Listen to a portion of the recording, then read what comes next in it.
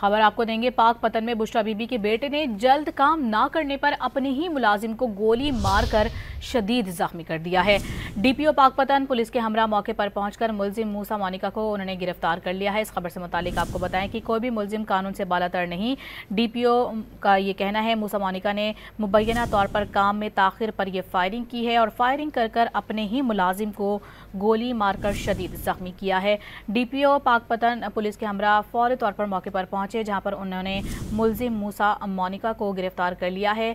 आपको बताएं कि बुशरा बीबी के बेटे ने जल्द काम ना करने पर अपने ही मुलाजिम को फायरिंग कर जख्मी किया है और उनको गिरफ्तार भी कर लिया गया है।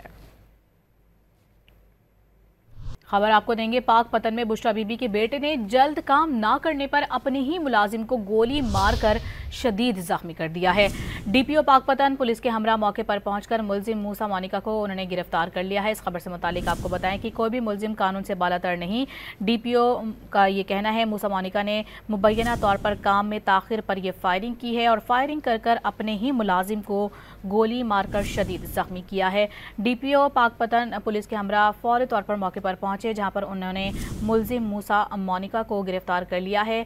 आपको बताएं कि बुशरा बीबी के बेटे ने जल्द काम ना करने पर अपने ही मुलाजिम को फायरिंग कर जख्मी किया है और उनको गिरफ्तार भी कर लिया गया है।